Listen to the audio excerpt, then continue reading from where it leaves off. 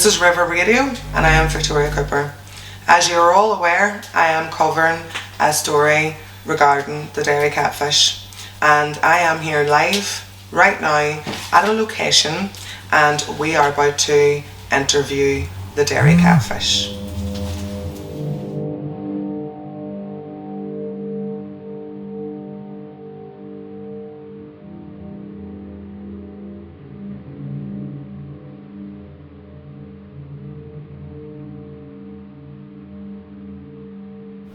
Right. Hello. So it's River Radio and I am Victoria Cooper from the Victoria Cooper Show.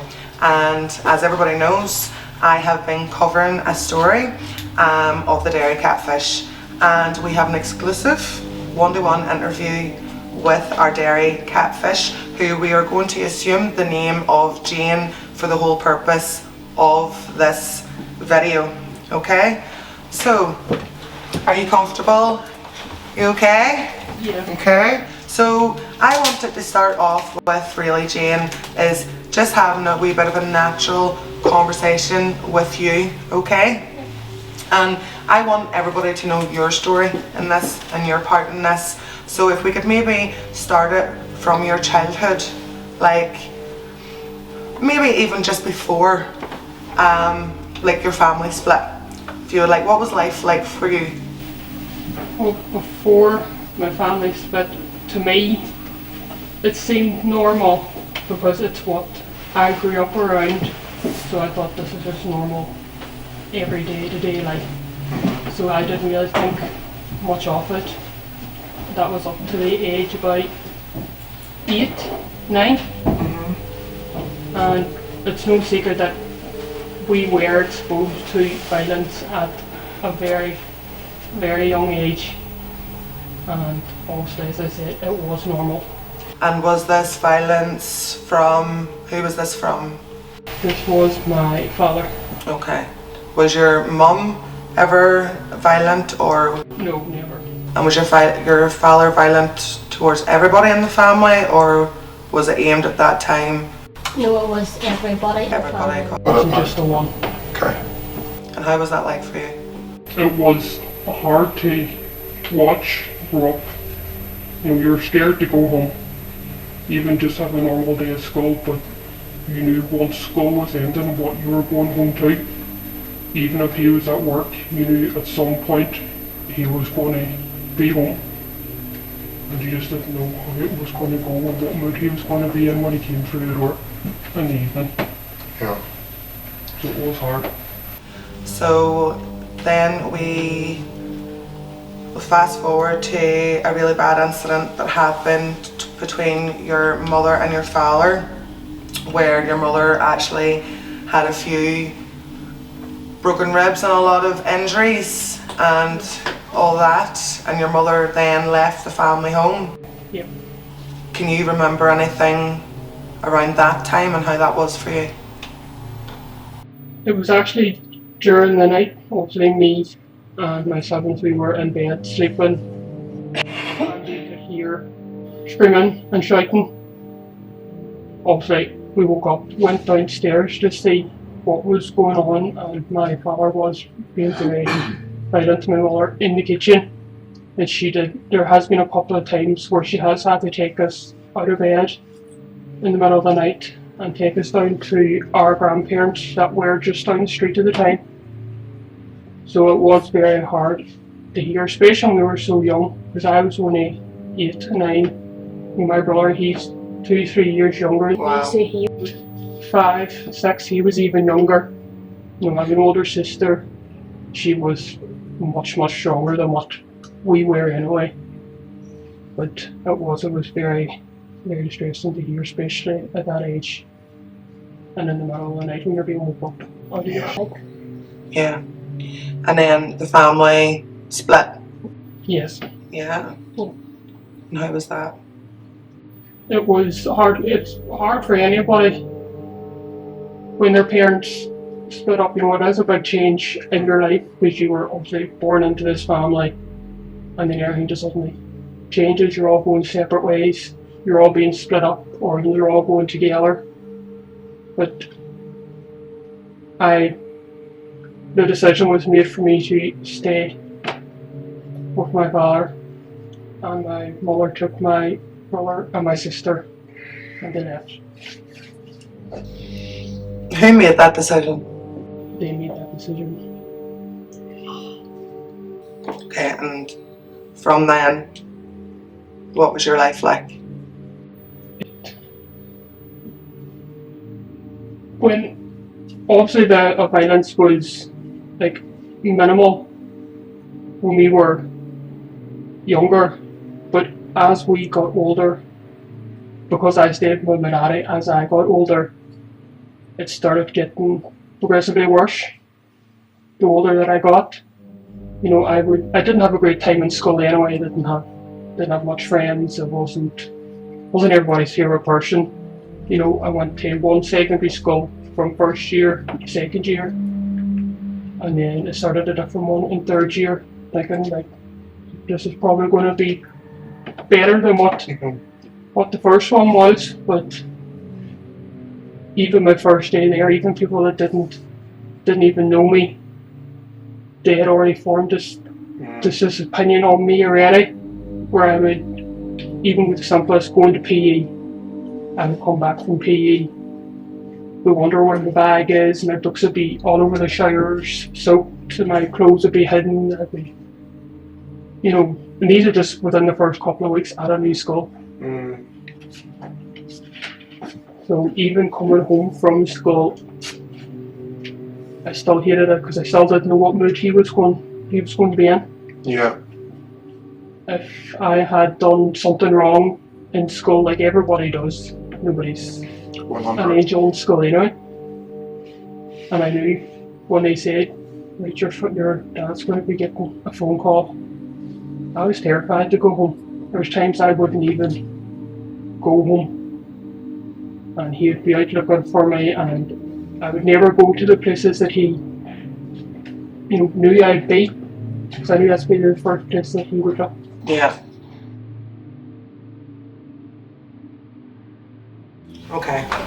So now we've got you through the parents' breakup, and we're now in third year in a new school, and obviously the bullying in the school and then life outside school wasn't great for you.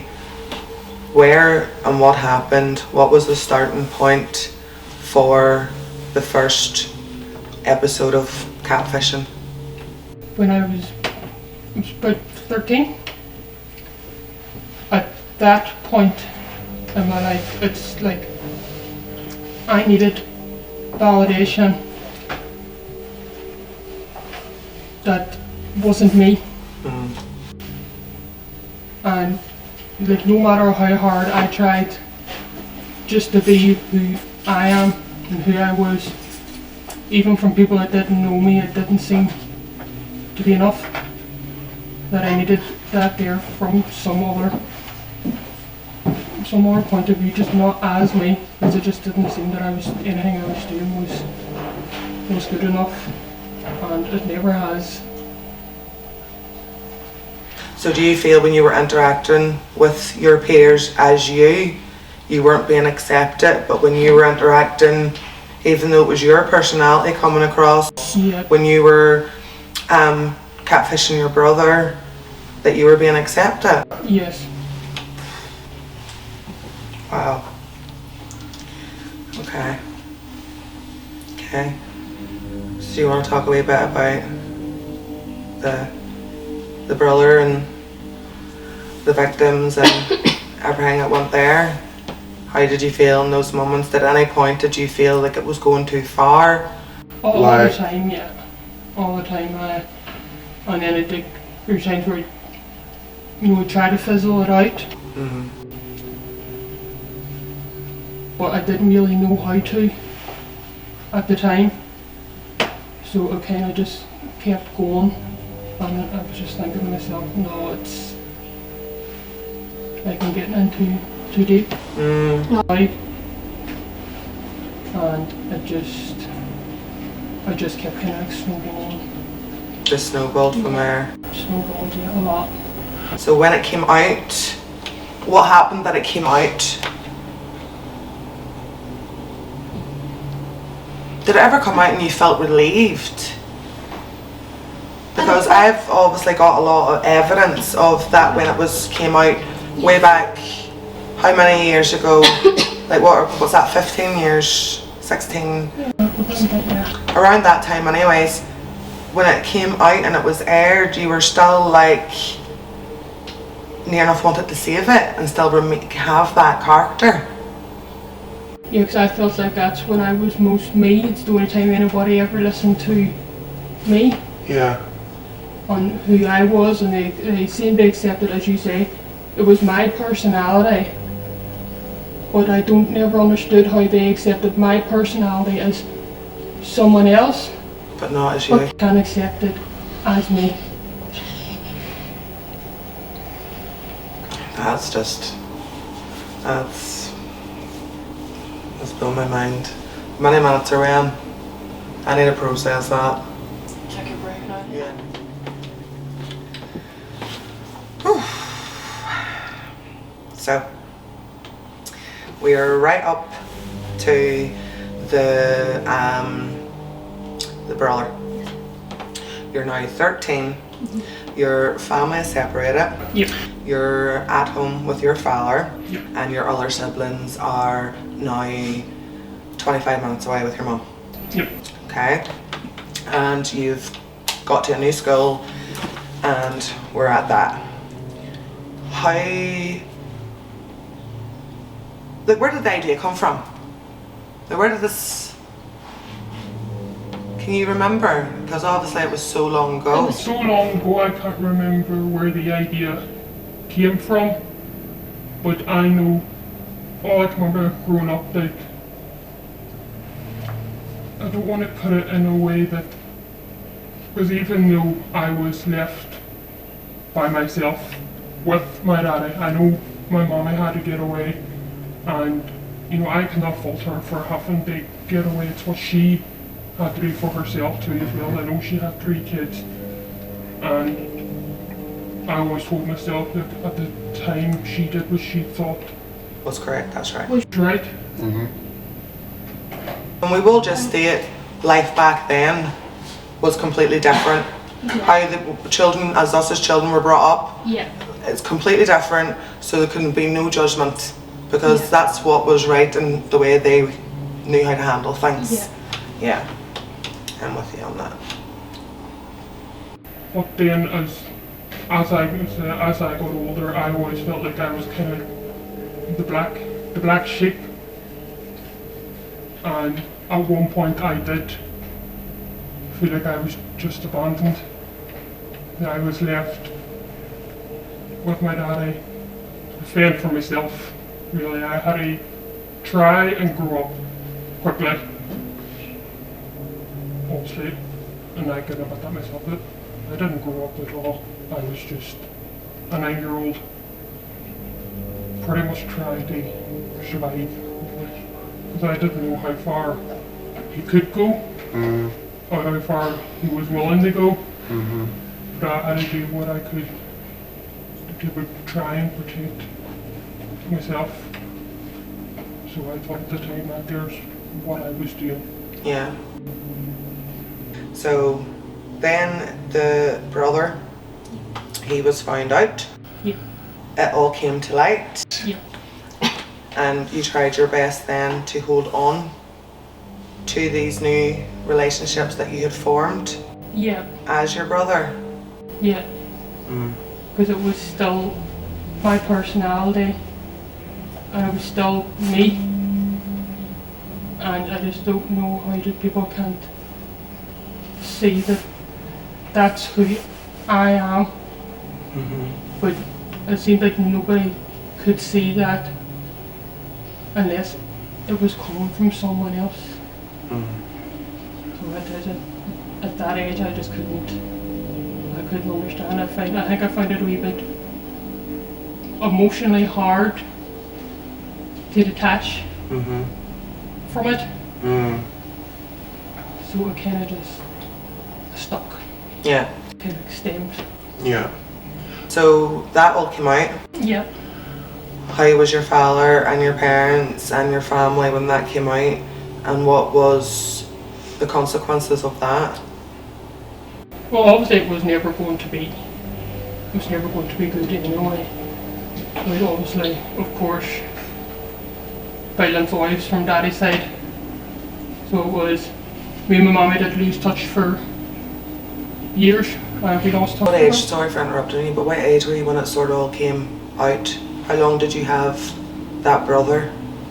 Only a couple of months. That was only a couple Yeah. months, so you're still around 13, 14 Yeah, at this About point? 13 going on 14. Okay. So that wasn't very long.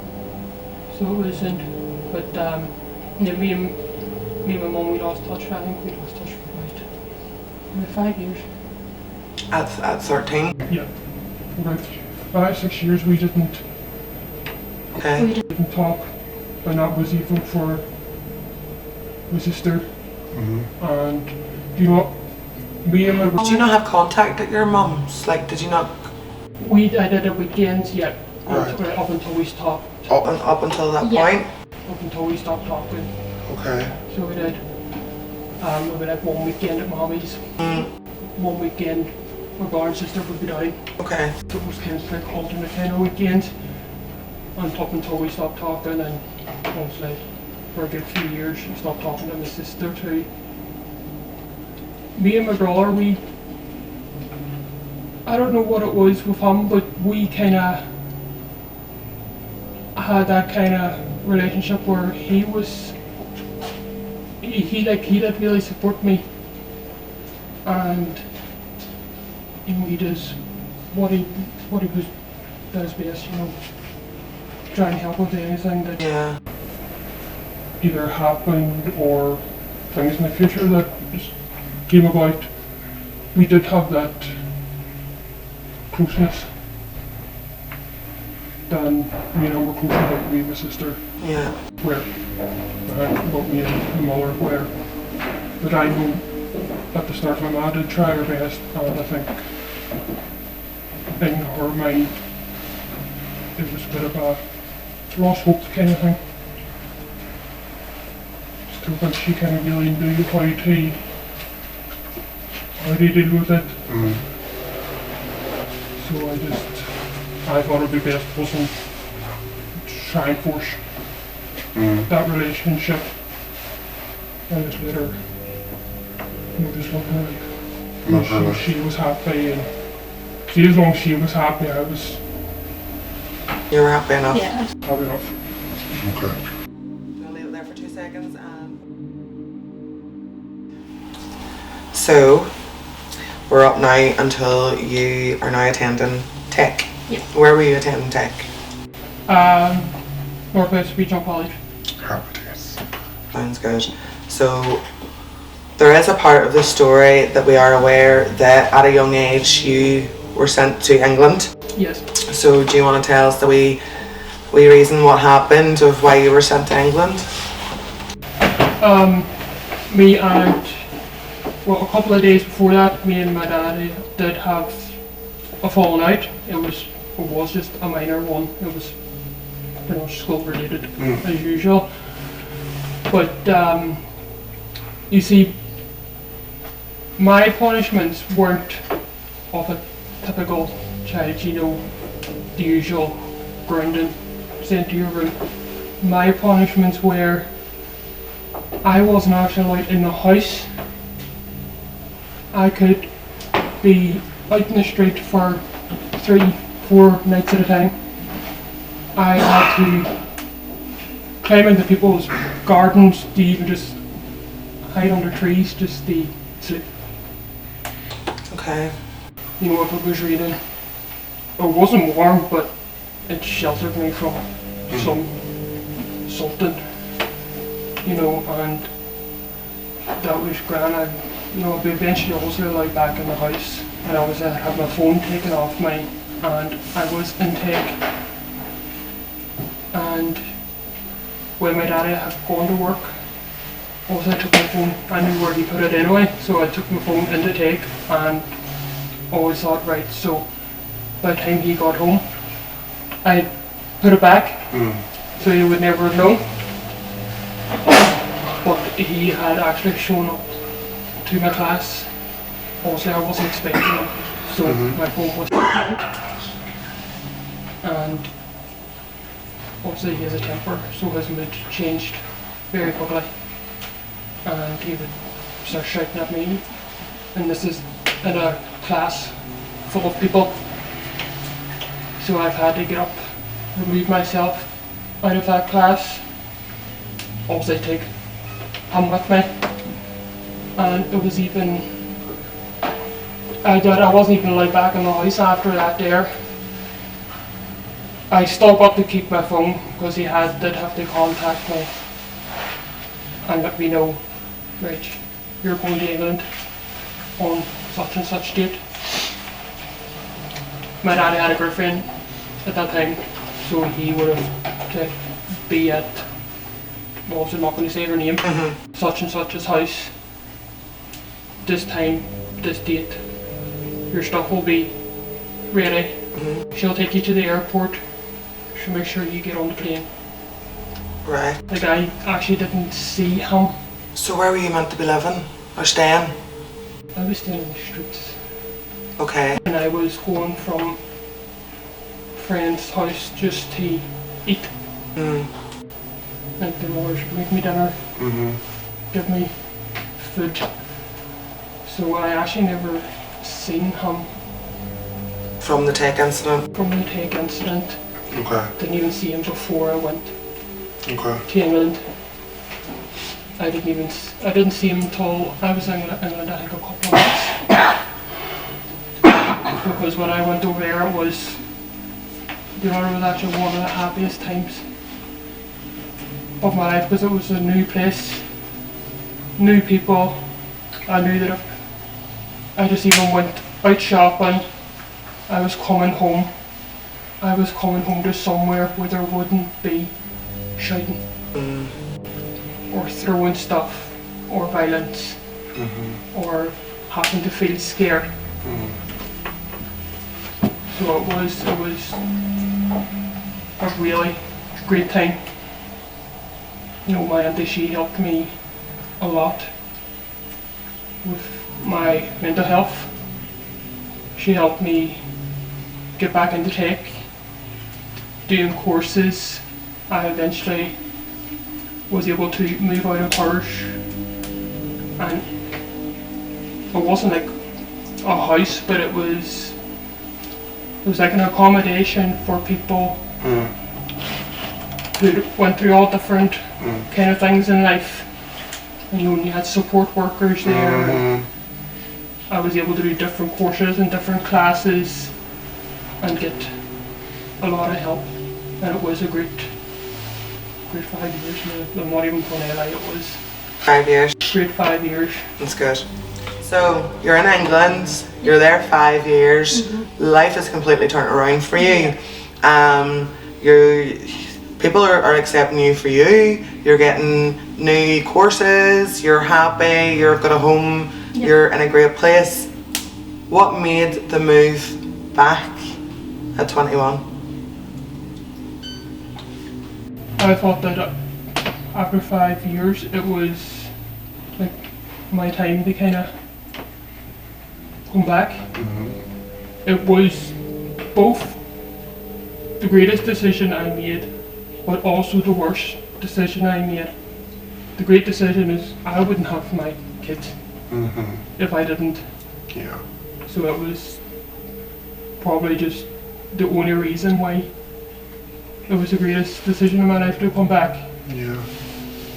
And you know, I've missed quite a lot when I was away. You know, my mommy had a heart attack, and even though things weren't great, at the end of the day, you know, she's still my mother. I don't want anything like that there happening. It was very scary because I didn't know about it till a couple of weeks after. So I think I mostly came back just in case anything had stemmed from that, and I would have regretted Not being there. not being there. So why was it the worst decision for you? Where did it all start going wrong? It was the worst decision because when I was over there, I had no words. I didn't have to be somebody that I wasn't, because I had a chance to meet all these new people, which I did. I met loads of new people, even years on. You know, I'm still in contact with one of them. She's still one of my good friends. Yeah, that's cool. You know, she's got 2 kids of her own now too. We still keep in contact. I've been back and forth a couple of times, and we met up. So I had coming back kind of opened that gate for me again, that back here I still needed validation that I never got before I left. So I thought that I still needed that. And then I had my oldest first, and then, you know, everything was great. Life was moving on, and you know, me and her father never lasted anyway. She, first year of her life, she didn't have a male figure in her life. It was my daddy, but always in the back of my mind, because of the way I grew up, I didn't want them kind of choices being made for her as well. Yeah. Because she just has special needs. So she is very easily led. And I didn't want them choices made for her. And then I did met someone. I had my son. He took on my oldest, and the past 9 years, nearly 9 years now, he's took her on as his own. That's lovely. You know, he loves her as if she is his, and he's not treated her any different, and that's what I've always wanted for her. Yeah. Seeing her grow up with her father, that I wanted for myself, but I didn't get. But I'm happy enough that she got that, and that she continues to get that, and always will. So life was great for ages. I felt like I didn't need that validation, and for a while I was happy. Okay, and what happened that brought around our lovely, hold it there. So, and life was really good for a brief while, and then I came back, and it's like when I came back, it's like when I left, I still had left that behind, that I still wasn't accepted for who I was. Like, growing up, I've always had to hide who I was, because I needed that validation, and that there's when it kind of all started back up again. Okay. That is when it all started back. So now I do have a couple of questions, okay? What were you most afraid of that would happen if you were just yourself? Acceptance. I have never felt accepted as me, because I've struggled with a lot of things. I get that, right? And I totally, obviously listening to the story, I totally get that. But these girls that we're now on to, right? So we're now past all the brother incident, and we're now on to the Sam. Yes. Okay? Those girls had accepted you. Those girls were your best friends. They wanted your friendship. Like they enjoyed, that's one thing that keeps coming back to me, is that they valued your friendship. Yeah. Why was that not enough? At the start, like even last year, at the start, you know, a couple of weeks had passed, and then I thought to myself, it's alright, this person, they're pretty much like a version of myself, if you get what I mean. You know, I can have a laugh with this person, we can go out, we can have a drink, we can even just sit in the house and talk about this, that, whatever it may be. And in my head, I got to the point where I was thinking, right, maybe this is a friendship that I can actually be myself in. Like, how do I get myself out of something without losing somebody who, at the time, she didn't realise helped me a lot. I could talk to her about things that I haven't told people that I've been friends with since I was in nappies. And I've got to a point where if I talk to her now about this, she's not going to want to. Yeah, remain your friend. Yeah, and I think that there's what I was holding on to. Yeah. Because I think I was scared. Were you their friend first or the boyfriend first? No, I wasn't. We weren't like really friends. So this is just somebody you know and you wanted to have that with them, so you were like, okay, I'm with you, I'm with you, I'm with you. What, out of everything, what did you gain from pretending to be somebody else? At the time I thought I gained the friendship and the closeness with people that I've always wanted. But then as time went on, and even if I was just simply lying in my bed at night and I'm thinking, no, this is just not how I want to do it. Is there something other than what you've told us about your real life that you wish people listening could understand? No, well, because I've talked about it quite a lot now and opened up about everything that I possibly could, there's nothing that I have spoke to my sister last year about something that I have been struggling with for a number of years, and I always wanted to find the right time for myself to be able to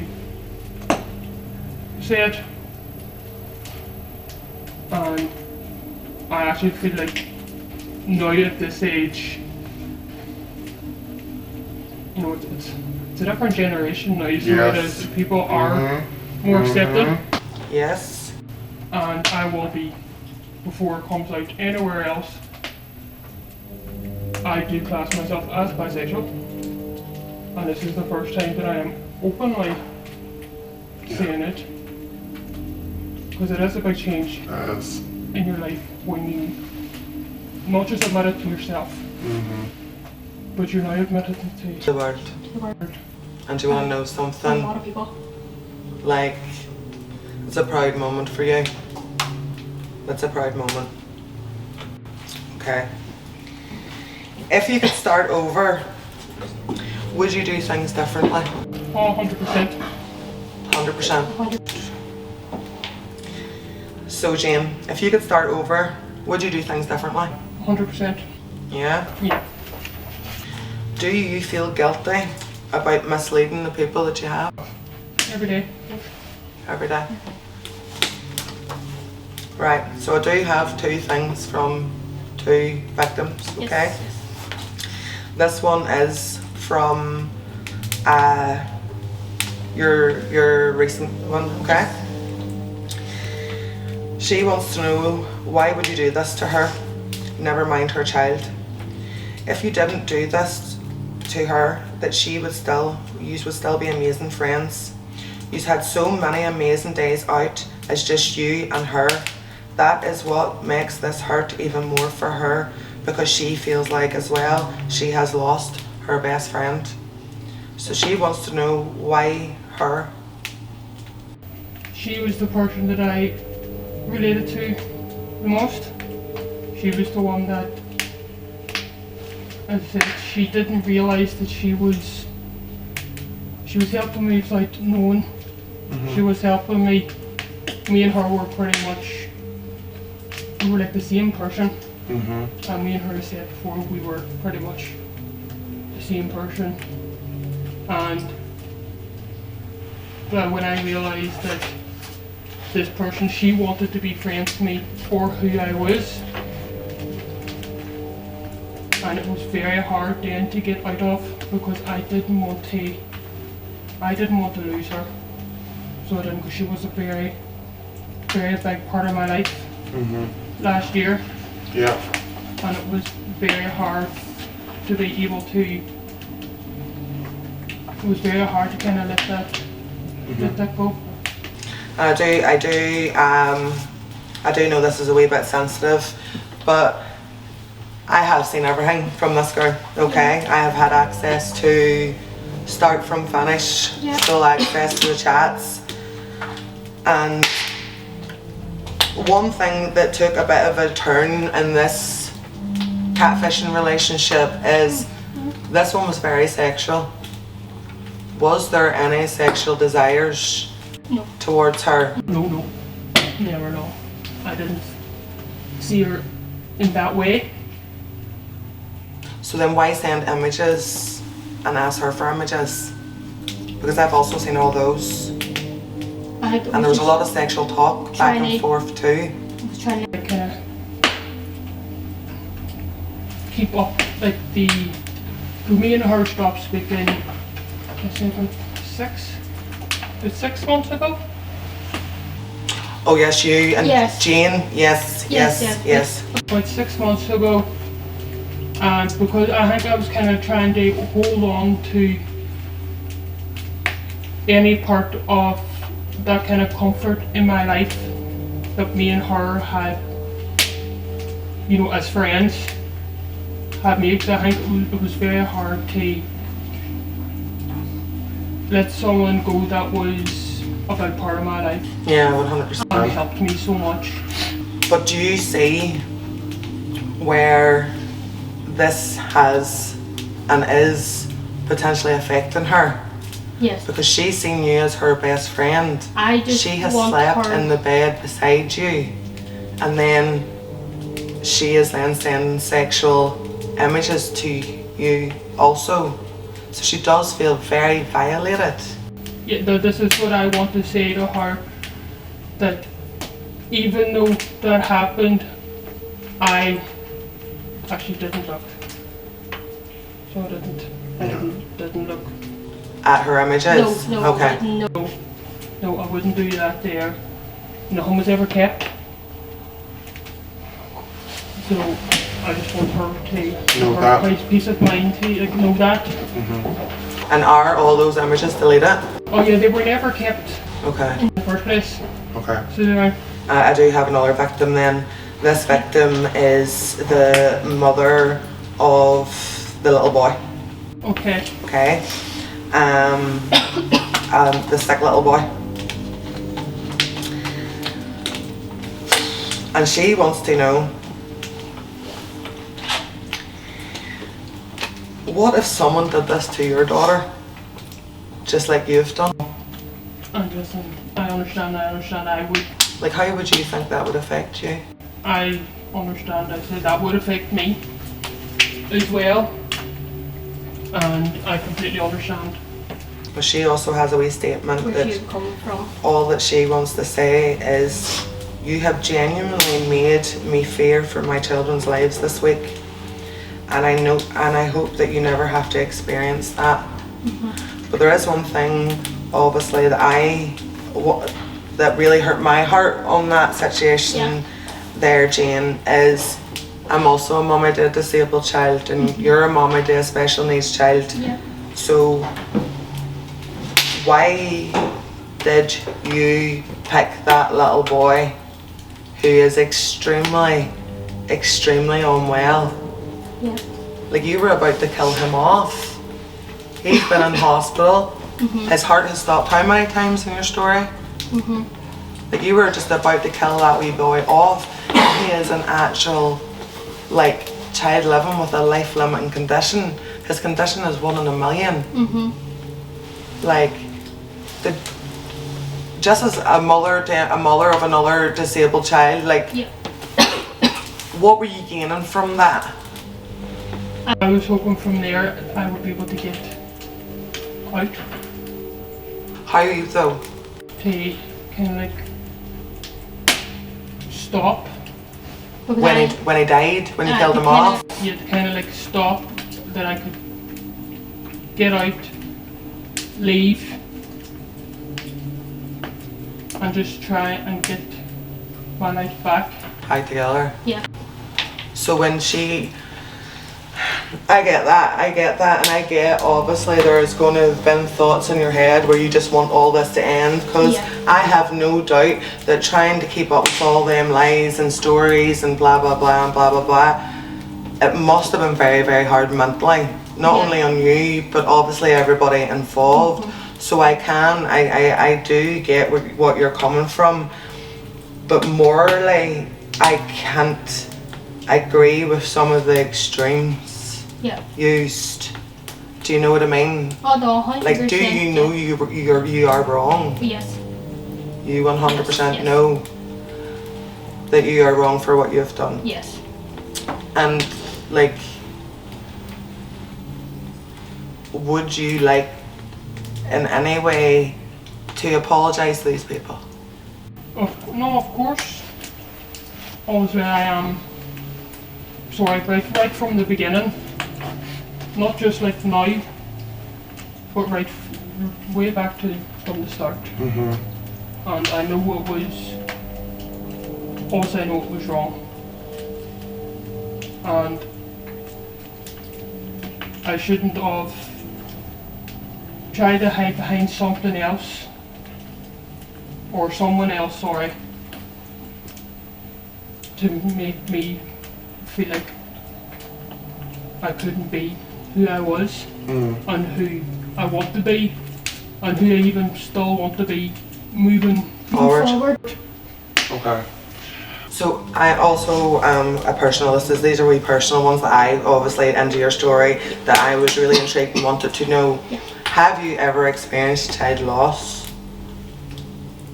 like Miscarriage. or anything? A miscarriage, I You've did. had a miscarriage. the year before I got pregnant with my son. What year was that? I got pregnant with him in 2018. Oh, 2017. Okay. Yeah. Okay. Right, okay. Because also around that time then, there was a child killed off in your catfish story. Then 2 years later, the little blonde haired girl. Yeah, okay, yeah. Yeah. So, that one blew my mind. That one blew my mind. Do you know what I mean?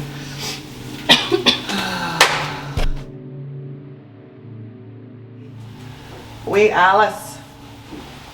Okay, so you were explaining to me there that back in 2018 you experienced yourself a miscarriage. Yes. Okay, and then we know obviously by my own research that shortly after that, 2 years give or take, then you were at your catfishing. Yeah. So I do just want to talk about that one there because that is the one that I was sort of involved in, and I'm glad actually that that's just happened. because this is the one that hit me because I was part of the problem in that story. Because when I had heard that story way back then, I chose to believe the version of the story that you were telling people. Yeah. That victim lost everybody. That victim lost every friend that she had because everybody believed your version of events and painted her out to be crazy. To the point where even the godmother of her child, still to this day, has never spoke to that child. You know, she lost everything, and somebody did ring social services on her way back then because they were that concerned for her mental health that she was making all this up, that her kids needed to be removed from her.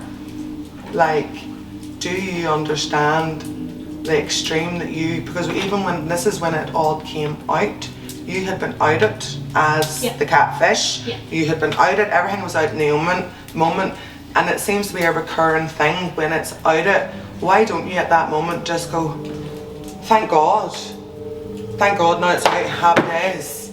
Because that's what you're telling me, that you always just wanted it to be out and you felt like you were stuck in a hole. Yeah. So when you were outed, then why did you go to the extremes of inserting yourself into her friend groups to convince people that she was crazy and that she was the one making it up? And this one did blow my mind, and I'm going to be very honest with you. I have seen you having an argument with yourself. Yeah. So you went to the extreme of texting yourself as Jane and your cousin Sam having an argument to back up that these girls were making everything up. Yeah, I didn't know how to get out of it at that point. But if you didn't know then when it was out, why didn't you say thank gosh, thank the Lord, that's it, hallelujah? Like, why didn't, what were you scared of? Like, what were you scared of? Of what, I don't know, I think it was more of what was going to happen. If you had admitted it? Yeah. Okay. Okay. Like, even now, you know, obviously I would take my kids to school, I would go home, the first thing I do is I close my curtains and I lock my doors. I won't go out of the house unless it's somewhere where I don't generally have to get out of the car. If I don't have to get out of the car. You said about the, you know, not leaving, and you've got like a routine, you're very strict, and you in the door and you close the curtains and blah blah blah. I would too. Yeah. That is sheer guilt. Yeah. That is what that is for years, and that has been on your shoulder for you. Because if I was living with the amount of lies and like some of that stuff is completely, and I do hope that this is my aim. I do hope that complete forgiveness is given and everybody can move on, and this is put to bed today, because there's a lot of things that we don't even have the time to touch base on that are completely unforgivable. Like completely unforgivable. Like there's people that's going to need lifelong therapy due to your actions. Yeah. Do you know what I mean? Yeah. Okay, and I do hope that this stops now. Yeah. And if there's any way, like, do you still have access to those accounts? Can we get those shut completely down now? Can we have them? Because this is being done in a way, and I am going to be such a fair person, and I will be so open and public of, I will be your voice too. Yeah. But I'm not somebody then to have on the other side. Do you know what I mean? Because if this does happen again, like, now you have to think about your kids. Yeah, this is why This is what I'm saying to you. I agreed To do this and put it to bed now. I want my life back. I just want to be me. Because these kids don't need to be losing a mum. No. And this is what this could potentially lead to. Like, that little girl needs you the same way as all those other kids need their mummies. Yeah. So, is there anything you would like to say? And we can end it there, because this has been A roller coaster. A roller coaster. Because now that I am genuinely sorry and I am really remorseful of from start to finish, and I just do want it done now. This is why I'm here, just to close this chapter. And as I said, I was saying to this myself, coming here is maturity, is to know that you have to let something within yourself die to be able to open up something new Yeah. for yourself, and I'm hoping that I'll be able to. I do hope. I really, really do hope you do, Jane. I really do. Life is for living. You don't need to make up all these crazy stories and they fall into the attention and the drama that those stories were giving you. Yeah. You know, because as I had said to you already, multiple people, including the victims, had said they really enjoyed you for you. Yeah. So it's time for the catfishing. Yeah. You have a 15-year reign. It needs now this year to put to bed, because I do have a lot. I do have a lot. Yep. And if it does happen again, then I am going to be the first person Yep. to stand with every last one of them. Yeah. Do you know what I mean? And do whatever they want with the evidence that I have. Yeah. So this is going to be the year that it is going to be the death of the Derry Catfish. Yes. Yeah? And I think we can That's a wrap. wrap it at that. Wrap up, Because baby. that is so much. And see, tomorrow, don't close your blinds. Don't close them. Live life as you.